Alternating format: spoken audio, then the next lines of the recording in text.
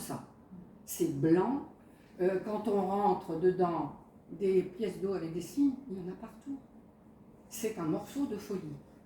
C'est ce côté en pleine nature, et il n'y a que ça. Je l'ai vécu, non, j'en parlerai plus tard. C'est quelque chose de très étrange, à coup sûr. Je continue. Donc, cette œuvre évoque avec une grande acuité la douleur. Elle évoque la mort, le néant, la faute, la blessure, la noirceur. Je m'arrête là. Donc, la quête du Graal, je rappelle, c'est la coupe qui aurait servi lors de la scène et dans laquelle était recueilli le sang du Christ. C'est le symbole du salut spirituel. Au Moyen-Âge, la quête du Graal, au figuré, c'est l'objet d'une quête difficile. Swann est brillant. Il a la force, la brillance intellectuelle du peuple juif. Et force est de constater que d'Einstein à Hannah Arendt, ils l'ont, cette force-là. Et que dit Marcel Proust? Ça aussi, j'y crois vraiment. Je pense que tous, à l'âge que nous avons ici, nous l'avons vécu. Le bonheur est salutaire pour le corps, mais c'est le chagrin qui développe les forces de l'esprit. C'est vrai, complètement. J'ai 2 fils. J'en ai un qui, à 3 ans, à erreur médicale, a fait une angine et n'a pas été mis sous pénicilline. On a préconisé la pénilectomie dans le foulée.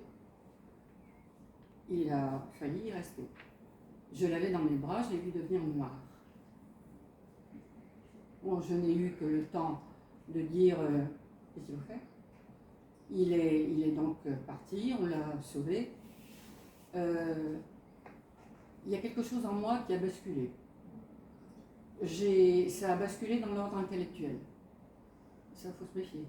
J'ai fait des cours de trans, je m'en suis rendu compte. Mon mari était passionné de bridge, il a joué partout. Lui, il a gagné tous ses tournois de bridge à la file. Il était prof de maths, lui, ça s'est pas porté sur ses cours, ça s'est porté sur le bridge. Mais il y a eu un tournant, et nous l'avons senti tous les deux. Le chagrin développe les forces de l'esprit, c'est vrai. Donc Swann, je reviens à lui, c'est le plus humain d'entre eux, dit-on dans la recherche. Il semble symboliser l'âme juive elle-même. Éloigné du judaïsme, et tout d'un coup, il se retrouve profondément juif. Il a un déroulement en trait d'union. Il ne craint pas de se compromettre en affichant des opinions dreyfusardes dans les milieux antisémites, où il a été jusqu'ici reçu avec beaucoup de faveur. Il se souvient qu'il est juif. Il ne se souvient qu'il est juif que le jour où le juif est persécuté. Il prépare la loi du sionisme. Marcel Proust, il est bien juif lui aussi. Par le seul sentiment, il est juif aussi. Ça c'est dans Proust du côté juif de Compagnon, c'est Kataoui qui écrivait dans Ménora, qui écrit ceci.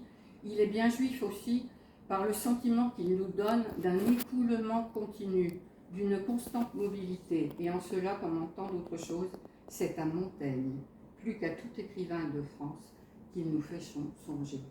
Je me suis toujours insurgée, et je ne l'ai jamais fait, je n'ai jamais appelé La recherche du temps perdu un roman. Ça n'en est pas un. Les essais de Montaigne, c'est pas un roman non plus. Essai. Proust c'est pareil, il s'essaie à décrire l'homme humain, exactement comme l'a fait Montaigne. Donc, le même degré d'hérédité que Montaigne, ah oui, et c'est pas que l'hérédité du style et de la pensée. Montaigne est juif, il ne faut pas l'oublier. Il est d'ascendance juive marane, et les maranes, vous le savez, ce sont les juifs d'Espagne et de Portugal qui se sont convertis au christianisme et qui n'ont jamais oublié qu'ils étaient juifs. L'arrière-grand-père de Montaigne, il en parle dans l'essai sur la gloire. Il a été brûlé sur le bûcher de l'Inquisition. Montaigne en parle. Montaigne est le premier qui s'est appelé Michel de Montaigne. Les autres, c'était les poèmes, les Bordeaux et poèmes. Mais le côté juif est très présent. Montaigne donc décrit le judaïsme, il en parle, comme l'unique religion ayant valeur de vérité. Sainte Thérèse d'Avila, même chose, qui sont les juifs maranes, Son grand-père était commerçant juif de Tolède. Elle est devenue Sainte Thérèse d'Avila. Qui encore? Cervantes. Don Quichotte, c'est le roman d'un juif masqué. Il se bat contre les vilains. C'est bien ça. Le chevalier errant, c'est le juif errant de Jean d'Ormesson. Exactement. Marcel Proust, donc, le mariage de Jeanne et d'Adrien fait naître cette remarque. De telles unions sont souvent riches et fécondes, oui, bien sûr. Il me semble, il semble qu'en s'alliant à la forte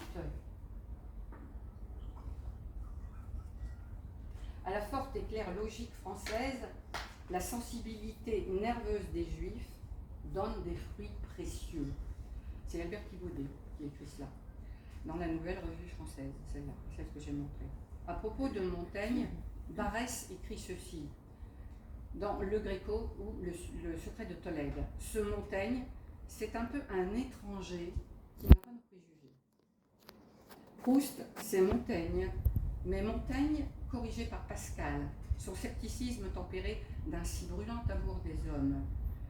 C'est un véritable humaniste qui allie une volonté virile à une sensibilité féminine, à la manière de George Sand et d'Anna de Noailles. La migration des âmes, elle est dans Sodome et Gomorrhe. Alors, Gotcho Weil, c'est une digression, est le premier écrivain. J'ai parlé de tous les écrivains, je reviens sur Gotcho. Ils ont tous frappé, ils ont tous marqué leur époque. Gotcho est le fils aîné de Baruch, donc c'est vraiment une digression. Il a fait des réformes radicales. Par exemple, lui, le juif, il a remplacé la circoncision par une solennité symbolique. C'était un réformiste et il a créé un mot, l'israélitisme. C'est joli. Voilà. Alors, là je parle de Ménora. Ménora encore.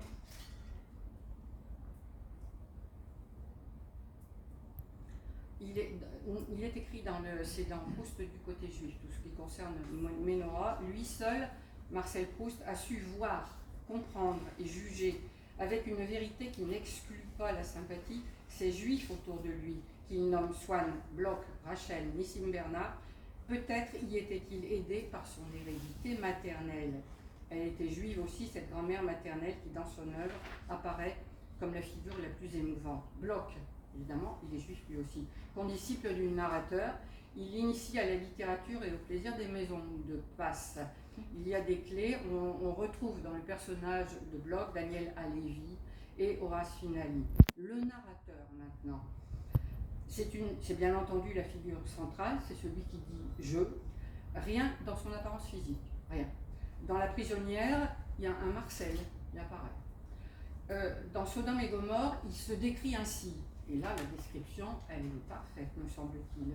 Moi, l'étrange humain qui, en attendant que la mort le délivre, vit les volets clos, ne sait rien du monde, reste immobile comme un hibou, et comme celui-ci ne voit un peu plus clair que dans les ténèbres.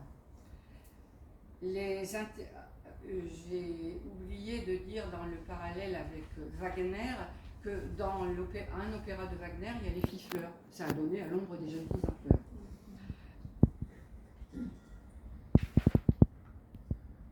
Ah oui, dans le portrait où j'ai été frappée par les yeux, il est là. Ah oui, voilà. Le regard de Marcel est très frappant. Et voici ce que j'ai trouvé de lui. Il m'apparaît toujours, c'est dans Ménora, il m'apparaît toujours un peu comme un oriental. Il en avait les traits, le nez, la bouche, les beaux yeux. Il en avait aussi la politesse captieuse et superlative. S'il est un seul trait juif dans la vie et l'œuvre de Proust commun à l'auteur et à son personnage, c'est à nouveau la résistance de Swann, déjà exaltée par Georges Kataoui et André Spire. Cette qualité que l'on nomme aujourd'hui la résilience, la force morale permettant d'affronter les épreuves. ludique très proprement juif qu'on peut reconnaître en Swann comme en son créateur, c'est l'endurance, la résistance à la souffrance et à la mort,